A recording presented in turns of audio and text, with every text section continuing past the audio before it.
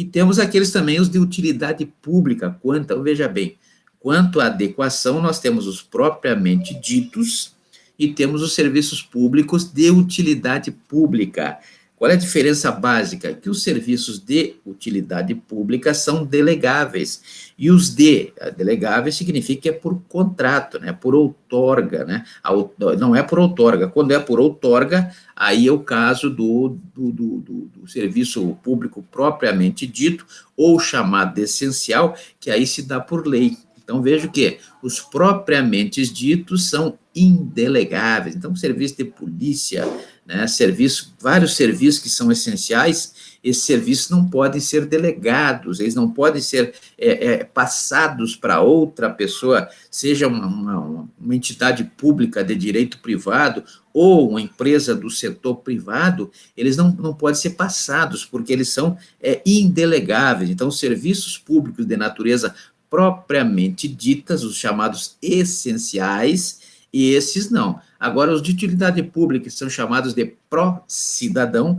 serviços públicos pró-cidadão, telefonia, transporte público, esses serviços que podem ser delegados, né? Então, veja bem, nos serviços públicos propriamente ditos, a administração pública é que tem que prestá-los. Então, só cabe verificando o artigo 175 da Constituição Federal, só podem ser executados diretamente pelas administrações públicas ou pelas administrações públicas. Já os serviços públicos, quanto à adequação, né, adequação de utilidade pública, né, estão lá no a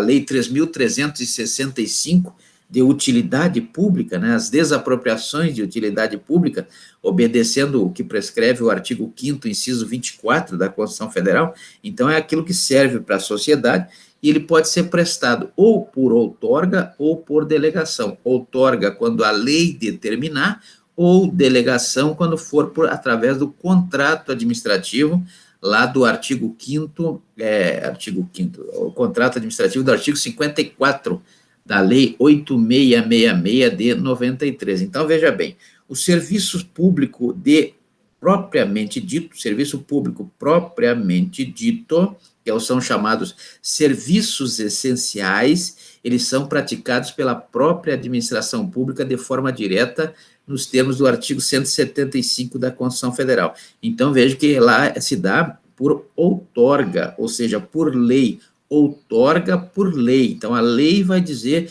como esse serviço deve ser prestado. Já a utilidade pública, serviço de utilidade pública, o chamado serviço pró-cidadão, esses não, eles podem ser praticados ou por outorga, quando vier prescrito por lei, ou por delegação, quando for o caso das concessões, das permissões e das autorizações, né? Nós temos aí a concessão, que é um contrato administrativo do artigo 54, artigo 54 da Lei 8666 de 93, temos as permissões, que geralmente são por contrato de adesão, do artigo 40 da Lei 8.987 de 98?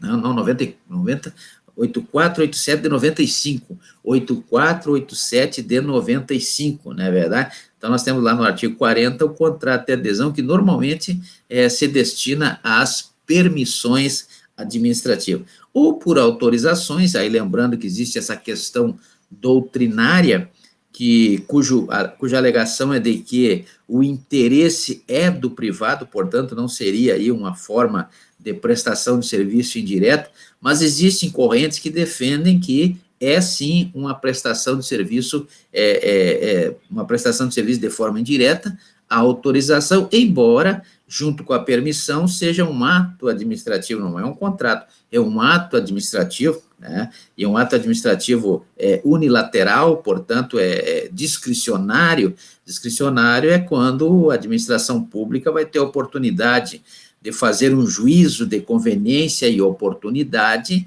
e ver se é o caso, né? Se fosse vinculado, não teria esse juízo de conveniência e oportunidade, então não seria o caso aí da autorização.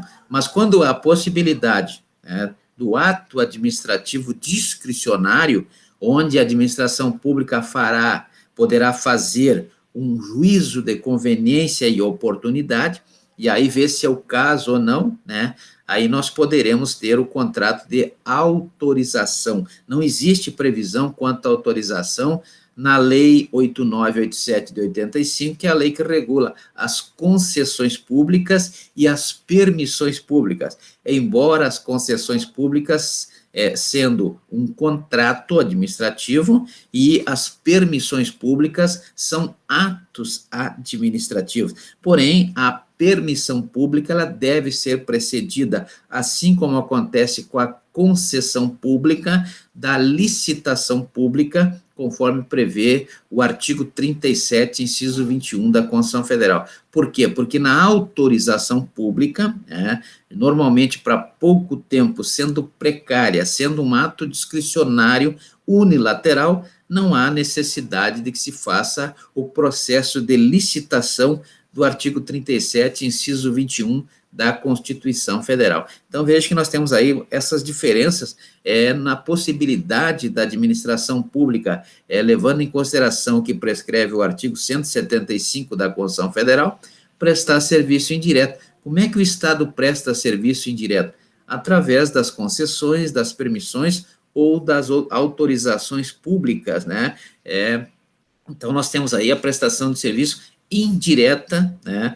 E no caso da concessão e no caso da permissão, assim a necessidade de que se faça uma licitação pública. Já no caso da autorização, não há necessidade de que seja feita a licitação pública nos termos do artigo 37, inciso 21 da Constituição Federal, regulado aí pela Lei 8.666 de 93, a Lei 10.520, que é o caso do pregão, né, daquelas modalidades lá do artigo 22 da Lei 8.666 de 93, ainda não consta o pregão, porque o pregão ele se dá por uma lei especial, que é a Lei 10.520. Aqui no estado do Acre, nós já sabemos, são 2 decretos que regulam o pregão presencial, o decreto 5.972, ao contrário, né, o pregão eletrônico do decreto 5.972 e o pregão presencial do decreto 5.973.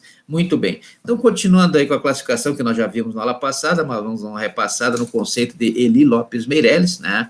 Nós temos aí também a questão da destinação. A destinação dos serviços públicos. A destinação dos serviços públicos se dá de forma uti universi ou uti singuli. Uti universi ou uti singuli. O que é o uti universi? É o geral, né? É o geral, né?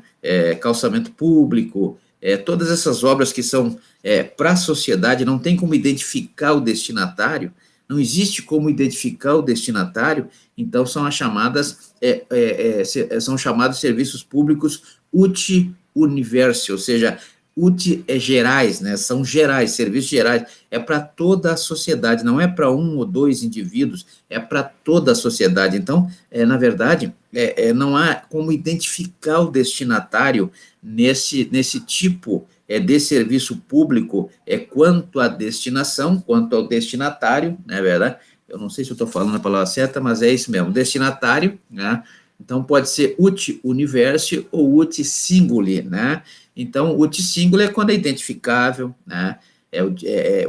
Sabe-se quem é o destinatário, então é uti singuli, né? É singular, enquanto que o uti universi, ele é geral, né? Então, nós temos aí, por exemplo, quando é a própria administração que presta o uti singuli, aí a remuneração desse serviço vai se dar por taxa, né? A taxa lá do artigo 77 da Lei 5.172 de 66 e também previsto no artigo 145, inciso 2 da Constituição Federal, né? Então, lá nós temos que, para que o cidadão pague a taxa, né, o Estado tem que ter dois fatores de contrapartida.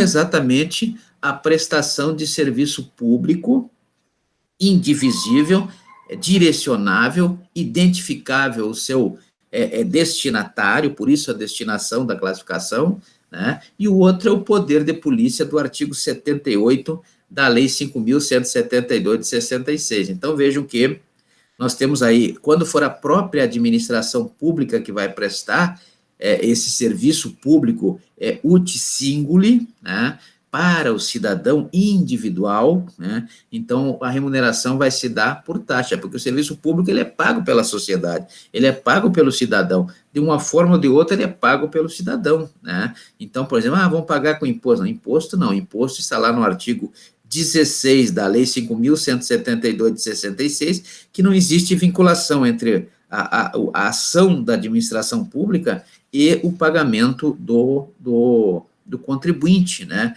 A receita independe, ela não está vinculada à despesa, assim como está na taxa. A taxa, aí eu peço que façam uma leitura no artigo 77 da Lei 5.172 de 66, a taxa exige duas contrapartidas da administração pública ou das administrações públicas, não é verdade? Ou o serviço público específico para aquela pessoa, ou a prestação do serviço de poder de polícia para aquela pessoa, diferentemente do imposto, que é em critério lato sensu, é geral, né? Eu pago imposto para a saúde, para a educação, mas não para mim, para a sociedade toda. Então, na verdade, o sentido do imposto é amplo, o serviço público tratado na questão do imposto é ampla, né? A abrangência ampla, né? A destinação é ampla, como diz Eli Lopes Meirelles, né? A destinação é ampla, né? Enquanto que na taxa a destinação ela é identificável, é direcionável para aquela pessoa, né? Então, vejo que nós temos dois tipos aí, quanto à classificação, quanto à destinação do serviço público. Ou ele vai ser uti universi, geral para todo mundo, ou uti singuli, que é para uma determinada pessoa. Aí teremos o pagamento de taxa, se for a própria administração pública que vai prestá-lo, ou se não, preço público ou tarifa, se for no regime de concessão, de permissão ou de autorização à prestação de serviço indireta por parte das administrações públicas.